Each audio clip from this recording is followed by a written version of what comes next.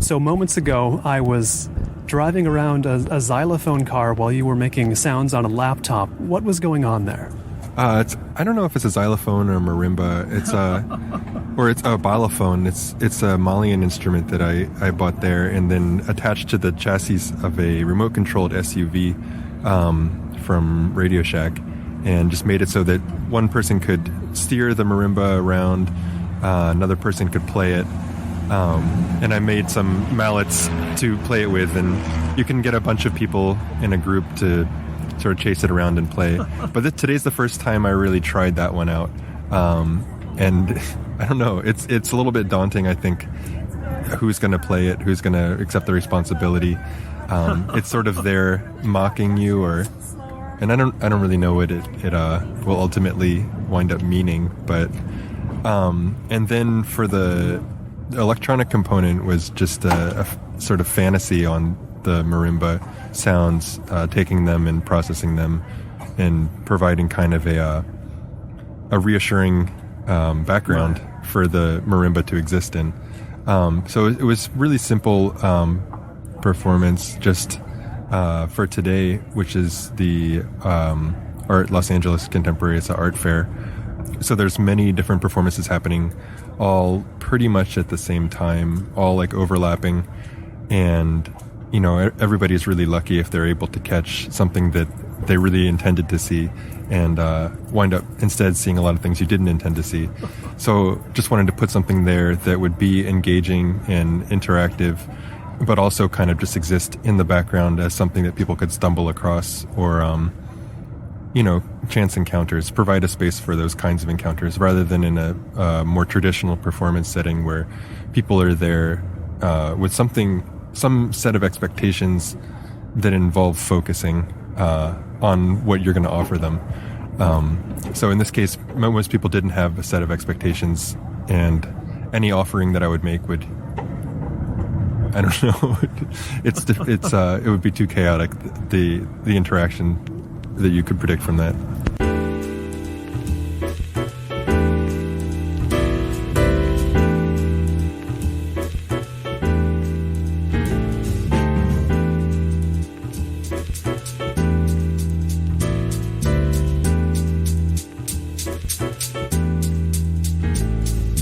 It is, by the way, the Marketplace of Ideas. I am your man of letters and sound waves, Colin Marshall, talking to Luke Fischbeck of Lucky Dragons, a band, an experimental music creation unit, a driver of community, an art collaborative.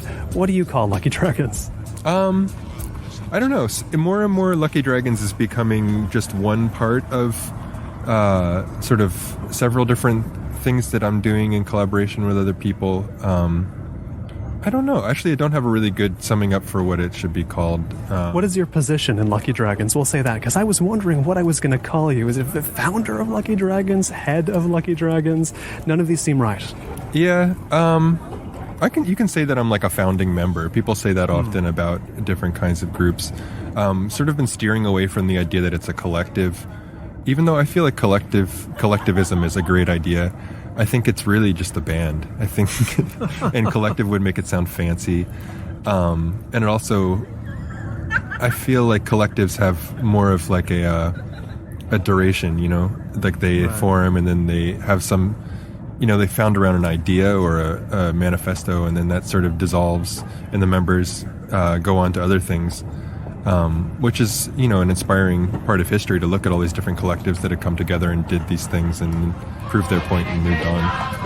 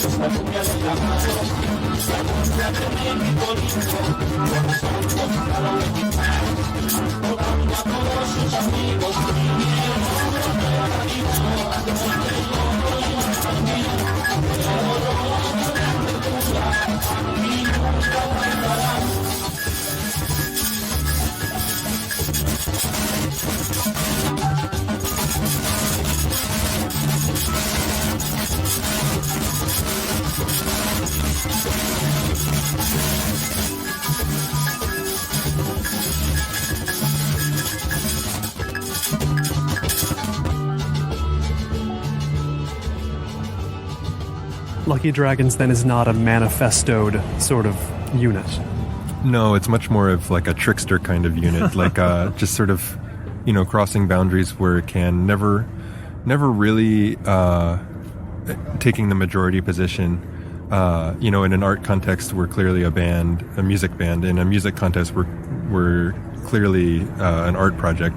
Right. So, yes, the thing about the word band is because everybody I talk to about Lucky Dragons says band before the name, but I mean, Maroon 5 is also a band. It feels like the term band might be a little too wide here.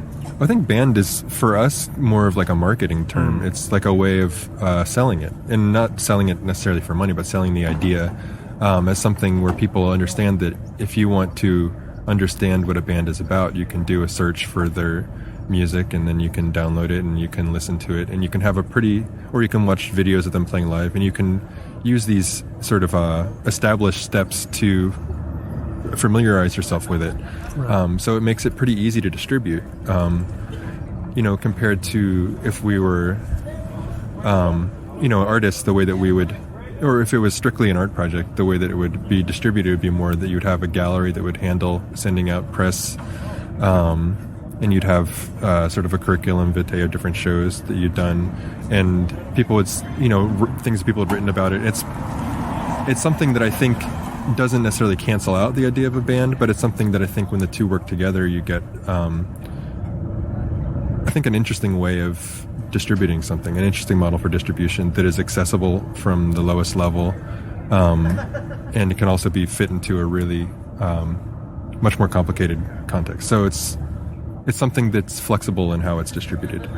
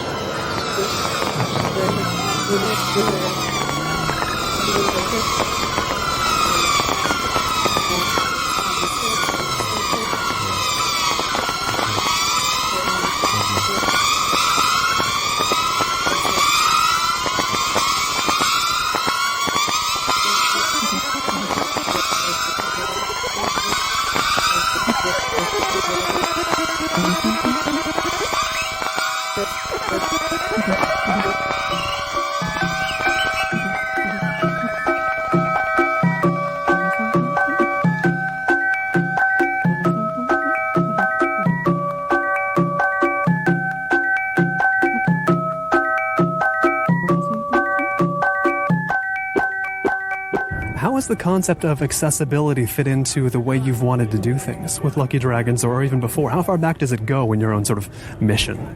Oh, I think from the very beginning, we've wanted to keep the threshold for entrance into participation as low as possible. That is to say that if somebody wants to put out a record, then we give them the material to put it out. And a lot of times that's helped people to start labels that go on to support other bands. Or if somebody wants to set up a show, to get a space going, then we'll play at their space. And it's, I guess I'm not really talking about it as like a, charity kind of idea, but it's definitely this sense that we're committed to sort of ongoing sustainability of producing records, organizing shows, because we know that it comes back to help us. Right. It's just sort of, it's a contract that we have with the community that we're working in. And I think what's been interesting is to try to figure out how that investment or that kind of contract with our community can be scaled up, and what happens when you take that same investment to community and then try to apply it to going on tour across America or playing bigger festival shows.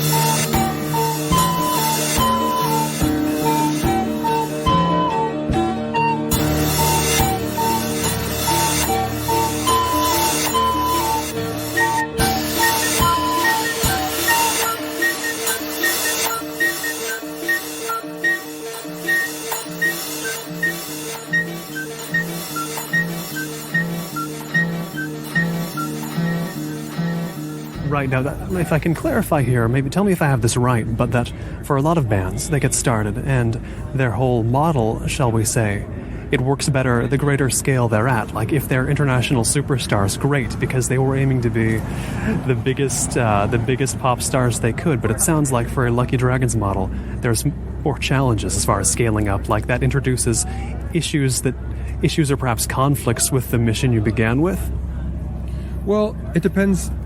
I think there's a lot of bands that are able to do, stuff on a wider scale, but then also keep things very familiar and grassroots in their appeal. It's interesting to look at like the history of New Age music or something is something that does that. Selling millions of records, but then still having a very sort of familiar network that you work through, or just thinking about any kind of, I guess like businesses. And I think the art world is like that a lot too. Just something where it can be scaled up to work on a much bigger level, but you still have these kinds of really personal interactions with people. But then I think there's also a way to sort of contain the politics inside of the more aesthetic message that you have.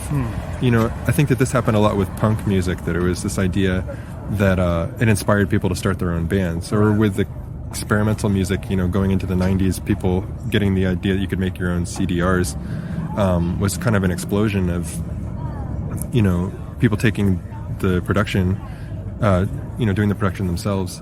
And I think that that's something that we embody in the production of what we do, is the saying that, the tools are available to anyone. The distribution is available to anyone. The audience is who is there. Right. So it's something, that kind of, that progression is something that we're looking at more than this progression from playing small shows and hoping that people come to see it, that will then put on a larger show, and then hoping you'll get people to start working for you to organize these much larger shows. Yes, right.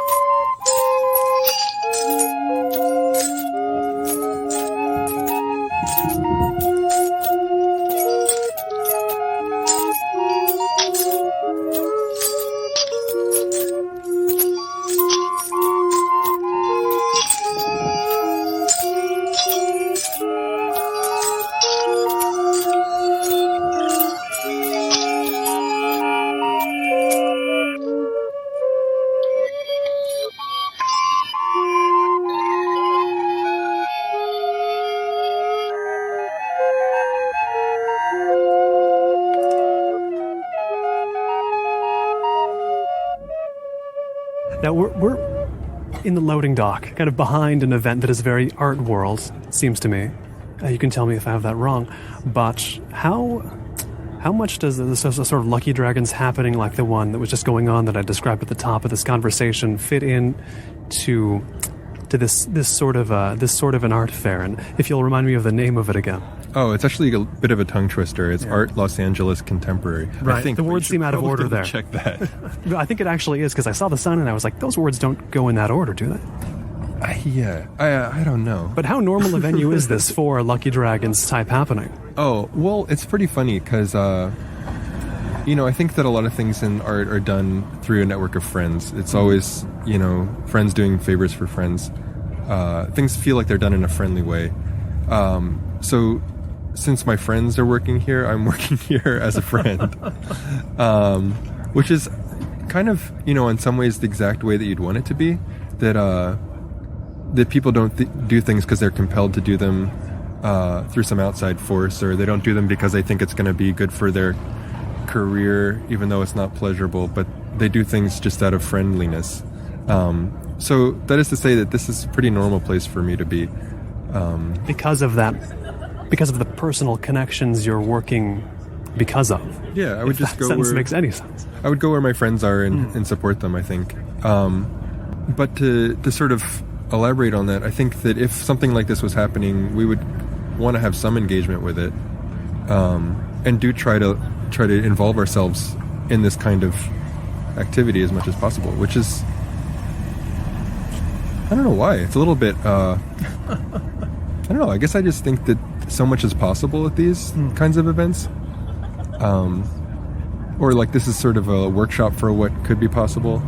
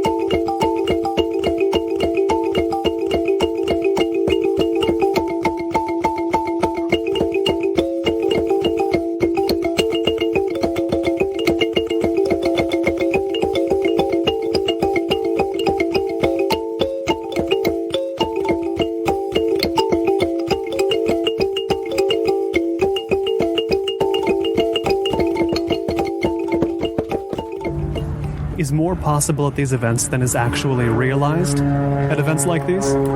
That's something I've been saying for a little while, is that the art world is somewhere where anything can happen, but usually doesn't. Now, let's get this clearer. When did you start thinking this? Well, I think it sounds so cynical. So I think I've never fully embraced that idea, but it's something that I am like, looking at. It's this idea that it is a workshop for ideas. It's this experimental space. It's so many great things. I mean, it's completely outside of, it's even like outside of the law. It has its own law, and it's totally built around manners and friendship, and it seems like a pretty cool model. But then on the other hand, it's just completely commercial. Socially, it can be really thin. And sometimes, the art promises a lot that it doesn't deliver, but then still there's this idea that, you can always improve on it. So for me, that's better than most things, I guess.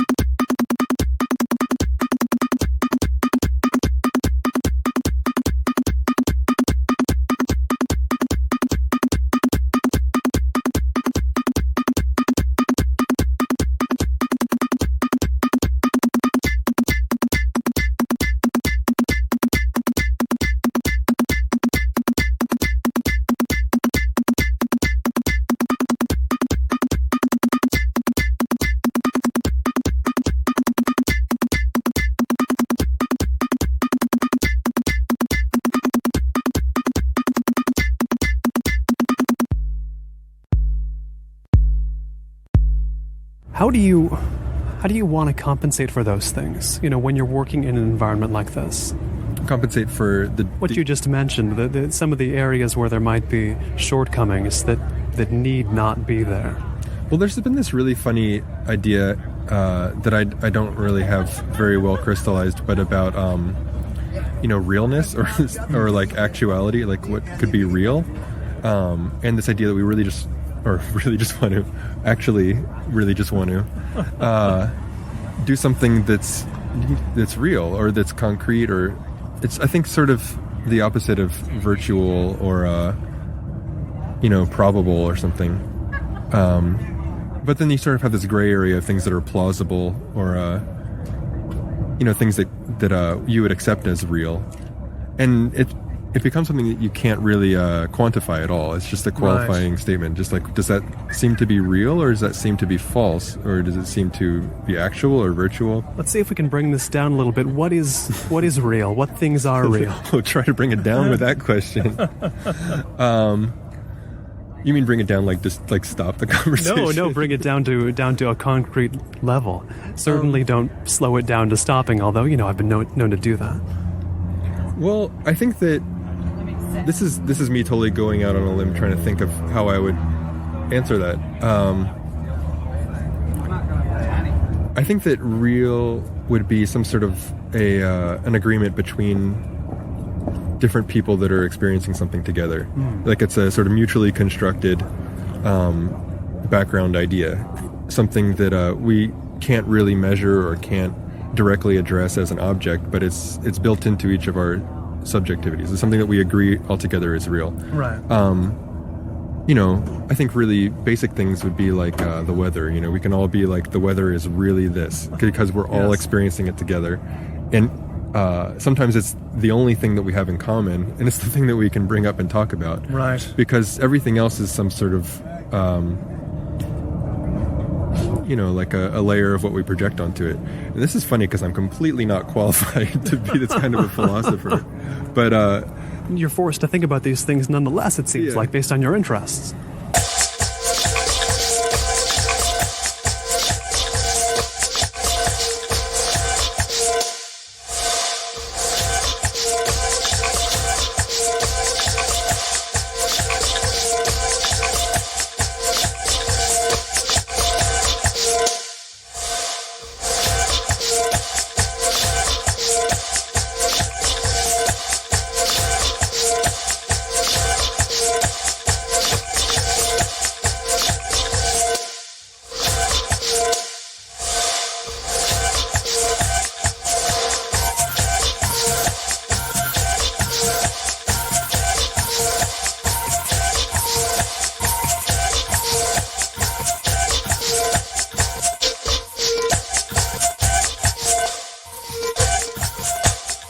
I think definitely when we're doing a performance of any kind, there's a lot in performance art that is addressing this common situation that you have, and being like, there's this illusion of you, the audience, being invisible, and there's this very tangible object of me, the performer.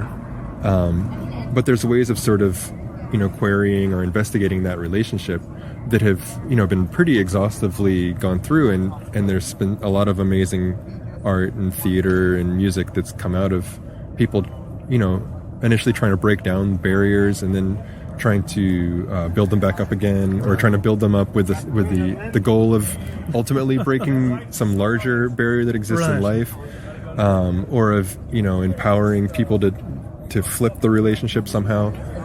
And I think for me, it sort of can be essentialized into this idea of like, what is it that we in this common experience will relate to as being real, and what is it that we'll relate to as being false, or not believable, not plausible, not probable. I think that can be where a lot of performances fail, is when something just doesn't register as being real to you. Right, when, forgive me for putting it in these terms, but when an audience can smell BS. Yeah, no, I think that's a good way of putting it.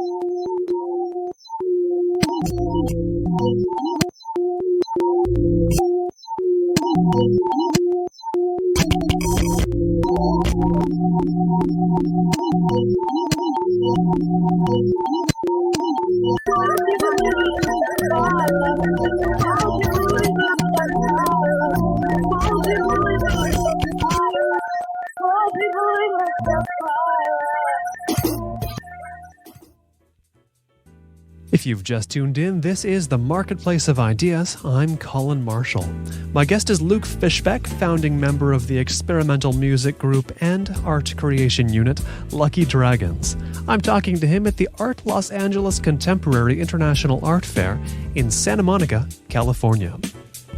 If you'd like to hear this conversation again, visit the complete Marketplace of Ideas interview archive on our official website, colinmarshallradio.com. That is colinmarshallradio.com. Or if you prefer, you can visit us on iTunes, find all the interviews there, open up the iTunes store, search for the Marketplace of Ideas, and there you have them, all completely free for the download. Any feedback, questions, comments, whatever, guest suggestions as well, send those along to Colin, C-O-L-I-N, at colinmarshallradio.com. That's Colin at colinmarshallradio.com. And do let me know as well if you'd like to join the Marketplace of Ideas mailing list, which is a weekly update straight to your own personal inbox of information on current interviews, upcoming interviews, and other very cool related internet interestingness. It's the Marketplace of Ideas. Send your preferred email address to me at colin@colinmarshallradio.com, and I'll add you to it.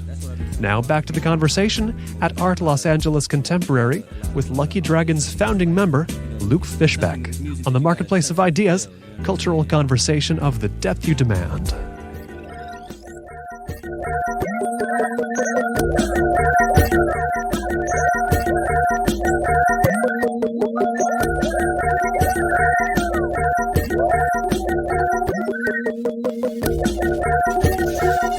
I think that there's a lot of ways to let the audience in so that they can form their own relationship with it, which is, I think, the most important first step, whether it's humor or it's some sort of pathos or emotional connection, or it's just some sort of casualness that makes people understand they can let down their guard and just be themselves. These are different elements that I think really work together to achieve the first step, which is to let people form their own connections so that they can feel like they're making their own choice and they're not accepting a choice that somebody else is making for them. The condition of, let them into the theater, close the door, and now you're staring at your own reflections on the wall, but you're being told it's something else. However you want to describe it, I think that it's important to give people agency in those situations. Now, Lucky Dragon shows get a lot of press for doing just that, for making the audience, or having the audience, allowing the audience to come out of its space disconnected from the performers. And what works well in your experience when you're trying to get that connection going between the audience and the performers, who would be you? What's a way to facilitate that other than just leaving it open for them to come to you? Well, it's funny because, it's not always just me that's the performer. It's almost always Sarah Rara, who's a frequent collaborator. And then occasionally we have other different musicians and performers. Like we have a percussionist, Michael Collin, that we work with in New York. And it's been a huge part of what we do to sort of pick up other people along the way. On Thursday in Santa Barbara at the Contemporary Arts Forum, we'll be collaborating with friend Pablo Colapinto, who's a video artist. So there's always this element of adding new people in, and then you have this feeling that you can't really you can never really tell people what to do. So it's like whenever you have collaborators, and oftentimes it winds up that the audience is somewhat in a collaborative relationship, that you can't really tell people what to do because they'll either reject it outright, misunderstand it, or sort of react against it in a very direct way, or they'll do it too much, to a T, so that they lose themselves in it. So there's all these problems with trying to directly control somebody else, I think. Could we call the audience a good source of unpredictability? In your mind, like if you harness them right, they are a good source of unpredictability. If you do it wrong, they're a source of so much unpredictability. Things go wrong or not enough, and things are too according to plan. I think actually these kinds of situations are not that unpredictable. It's not But you want just enough in there, right? A bit of unpredictability within the context of what you're doing. Well, I mean, so much of our interactions are, governed by manners or sort of a social contract, which can be slightly different from art context to music to more like workshop education-y kinds of setups. But in each of these situations, there's like a set of manners that go with it. And it's in situations where there's no established set of manners, when we do things maybe on the street or between completely wildly different social groups, or when people have to sort of make up their own set of manners and they sort of borrow from different places. Right. But these are the things that go into, one, making it a little bit easier to predict what's going to happen, and also a little bit easier to figure out how to place ourselves in relationship to the situation we're in as performers. But in terms of like what makes it easier to get people engaged in a productive way, I think that definitely paying attention to what manners exist and sort of operating on that level is really, it's good. I mean, it's amazing how fertile the rewards are from just being polite to people, I think.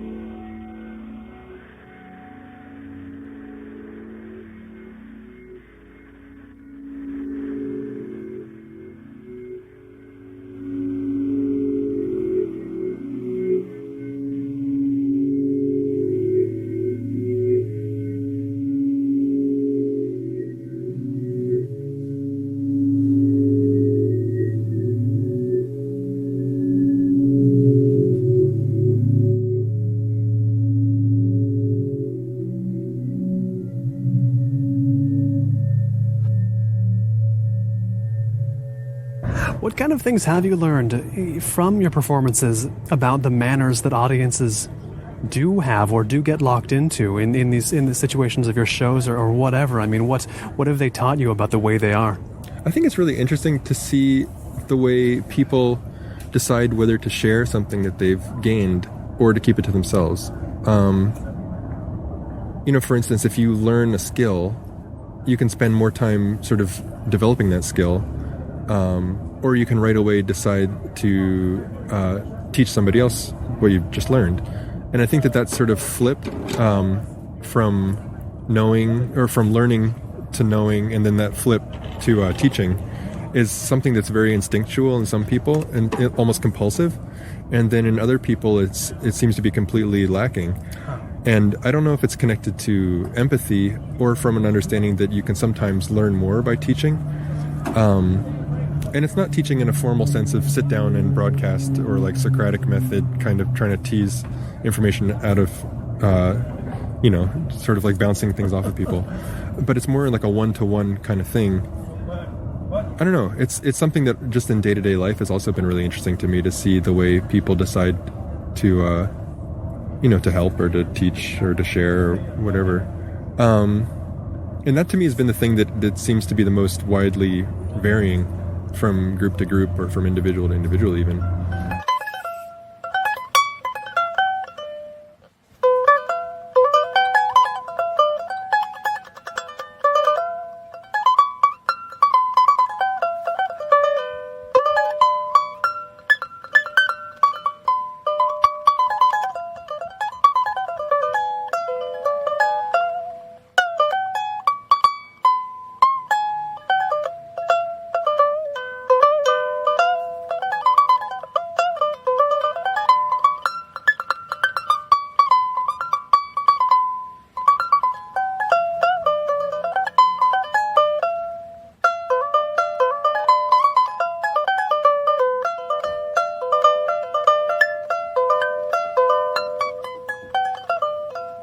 An audience might have members of each point on that spectrum of teachiness. I don't know how to put it. And this is particularly applicable because a lot of our performances we're using technology that is interactive, but not immediately clear how it works. Like we have one that you carry skin on your skin. You carry a voltage potential that is tuned so that when different people touch each other on the skin, you play as if you were part of a giant synthesizer that can be expanded to add more people. And that's gotten a lot of press. Like, that's something everybody talks about when they write about Lucky Dragons. Well, that's like our weird proprietary thing. It's also kind of like our hit song. Why is it so weird. How has that captured the imagination so much, do you think? Well, it's a little bit like a magic trick. And it's also something that technology isn't used for usually, which is to, provide this sort of uncritical, unanalytical response to the interactions of a group. And it also sort of mediates interactions between people without separating them. So it's like you still have direct, very physical contact, but then it's also being mediated by this other thing of this changes in the electrical potential that are, in our case, we translate into sound. So I think that's something that's really for us, it's sort of the thing that we're trying to address with technology, is the sense that it can mediate without separating.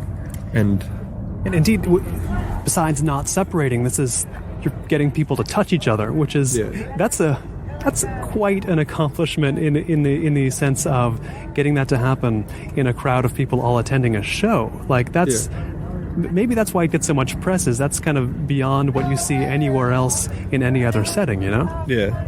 But it's funny when, I was talking earlier about manners, there's sort of it's a thin layer ultimately, and below it there's sort of a set of secondary manners of like, the sense that, you have these things that are sort of keeping you in line, but then you have something underneath it that is this understanding that you have a common accountability for something.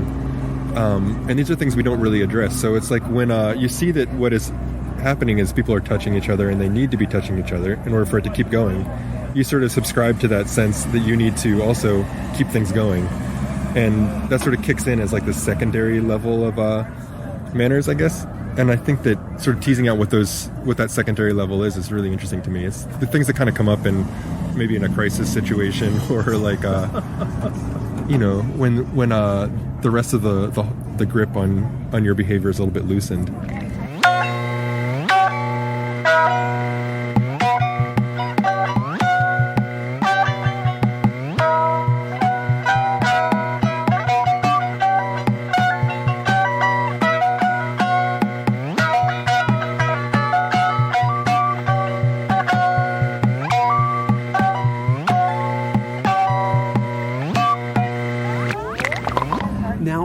This is going to sound pretty high-flown, but it does get at an issue I'm interested in, which is, number one, creating sort of art experiences for people, and number two, creating communities, be they just the small communities in an audience or sort of working in wider communities. Which interest came first for you?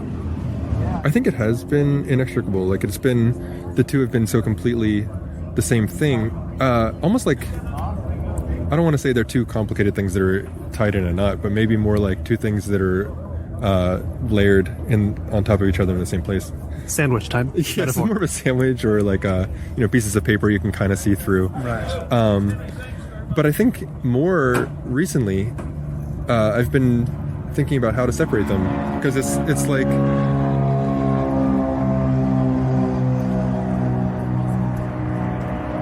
maybe in order to know what the boundaries are, because there's been this this movement in art, the social practice movement, that really goes engages people as participants in the making of the art, basically. But then there's this question about whether it can sometimes do harm to social relations rather than always being a positive thing. Do you think it can? Do you buy that? I think it must, of course, because if you my brother is a social worker, and so he thinks the idea of social practice in art is just like completely amazing. Like, I don't know whether he thinks it's good or bad, but he's definitely interested in it as like a sort of an alternative approach to trying to achieve the same sorts of things. Basically holding society together. I think that you sort of have to accept that there's good social work and bad social work, that it can help people, it can hold things together, it can heal wounds, and it can heal connections, and it can also make them irreparable. And I think for me, just claiming that everything we do is art and music and community all together is a little bit irresponsible, in the sense that I don't fully understand what each one of those things are. Like, I I think if I get a better understanding of what the boundaries of music are and what you can do something that's purely music, then I can understand how to apply that to something that's social in a much more effective way or a directed way.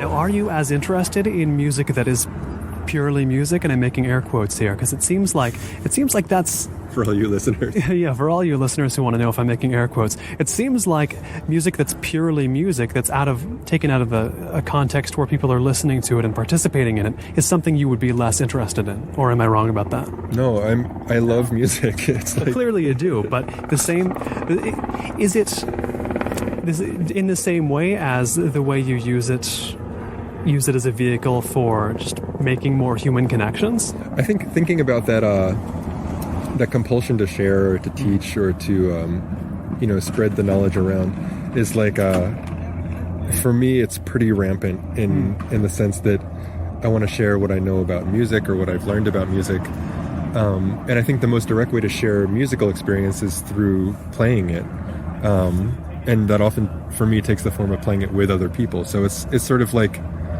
an Ouroboros, kind of like a snake eating yes, its tail. Course. That good old Ouroboros. Yeah. He comes up fairly often on the show. Oh, really? Yeah. And community for me, it's, I don't know which one's the head and which one's the tail, but it's definitely chasing itself. Now, what's interesting is that when I describe Lucky Dragon's music or shows to people, or when I hear them described, there's some terms that come up a lot. A, experimental music. B, performance art. And these are things you can often say to people who are outside them, and they'll be like, experimental music, okay. Performance art, okay. They won't necessarily be engaged by those terms, but yet they get there and they are. So what's going on there with the sort of the description is forbidding, but the thing itself is not? Yeah. What's the difference between you and the entities that create these feelings in people about experimental music or about performance art? Well, we just try to keep it low-key and casual, I think. I think that there's something about the formality of experimental music. I mean, it's become completely fixed. And this is something people have a gut reaction against, is the idea, how can something be experimental when it's so predictable? Which is a little bit funny because, if you want to design an experiment, you sort of have to have some idea of what the outcomes are going to be. But also you want this feeling of freedom. I mean, it should be called like playful music instead, because it's this idea that you have, this feeling of infinity that you can just play, and any sound can be created, or any gesture will have a reaction. And that's a really wonderful feeling that I think is at the heart of what experimental music wants to be. But this idea that it's experimental, people are like, I know it's going to sound bad, or it's going to sound harsh. Right. And I think that definitely limits the possibilities of what kinds of sounds you can make. But then there's also these other senses involved in playfulness that aren't involved in experimental, maybe. There's like an idea that you want to achieve some sort of order, or like if not a goal, then like some sort of understanding of what's productive and what's destructive, and then just sort of balance the two in some way that is satisfying. And I think for performance art that's the one that people have the most trouble swallowing. And there's a lot of performance art that is amazing, and right. Here today there's a lot of performance art that's amazing. But I think a lot of times the thing people trip up about is that it can't really get over itself. Like it's always self-referential. Meaning what in practice? That I feel like the majority of performances that I see are about performance itself. Like they're about our relationship as performer and audience. And I think that that's something that can be made implicit in performance in very subtle ways. And it can also be made implicit in very inviting ways. Like it can be something that people feel excited about negotiating rather than something that people feel guilty about. So I think that's a big thing to let go of, is this feeling of what information needs to be conveyed. Whether it's a sense that we're firmly outside of established good sounding music, or that we're firmly outside of a entertaining performance. Right. And I think you can sort of unfix your own position as a performer and then let really interesting things happen.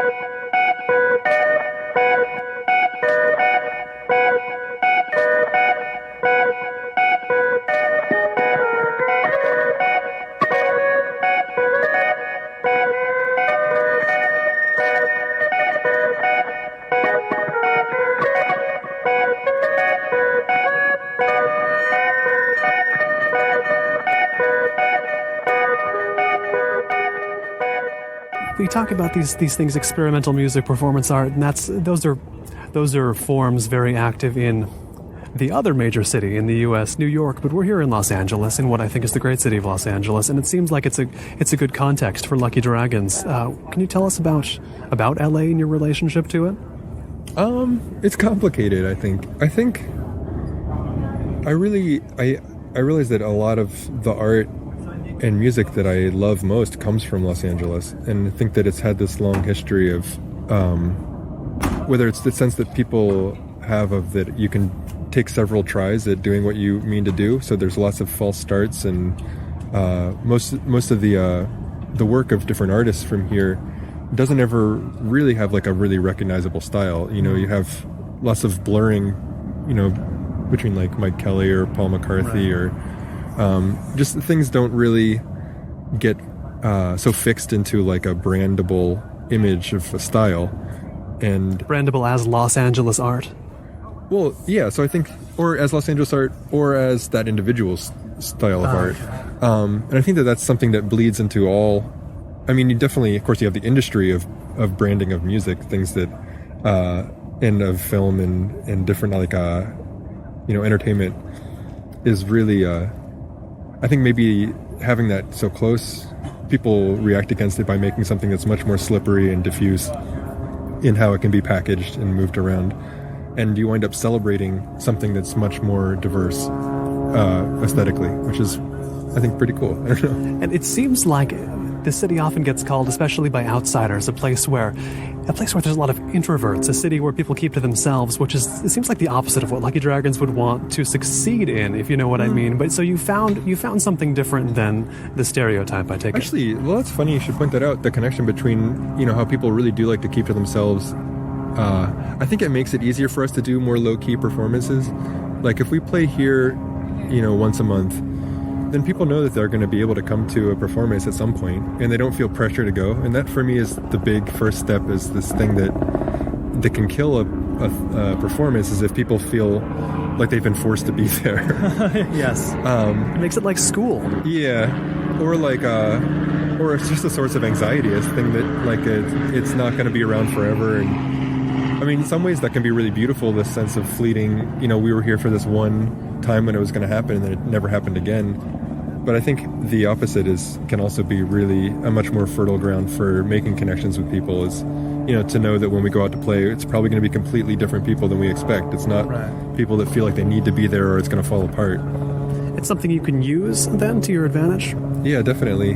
I also like that,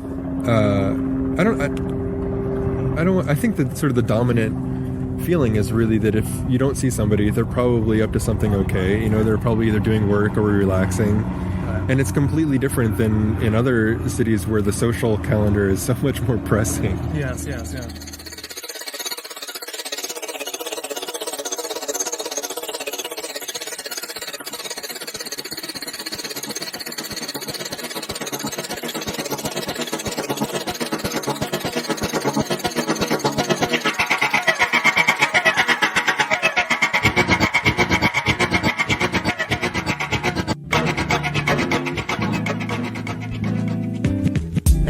Lucky Dragons will perform at the Santa Barbara Contemporary Arts Forum's Forum Lounge this Thursday, February 3rd at 7 p.m. For details on that show, visit sbcaf.org.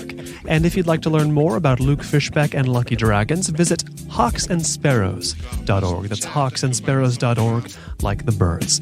This has been the Marketplace of Ideas. I've been Colin Marshall. You can listen again to this program at colinmarshallradio.com, home of the complete Marketplace of Ideas interview archive, or on the iTunes Store by searching for the Marketplace of Ideas. Of course, at both sites, all of the interviews are completely free for the download. The website of Ben Althouse, the man who makes our theme music, is available at benalthouse.com. And if you'd like to join the Marketplace of Ideas mailing list, which offers weekly updates on current and upcoming Marketplace of Ideas interviews as well as related internet interestingness, just send me an email telling me what address you'd like to be added to the list. I'm at Colin, C-O-L-I-N, at colinmarshallradio.com. It's Colin at colinmarshallradio.com. And please, of course, do send any feedback you have, positive, negative, things you'd like to hear more of, things you'd like to hear less of, or otherwise, to that same email address. Thanks again for listening. We'll catch you next time on the Marketplace of Ideas for more cultural conversation of the depth you demand.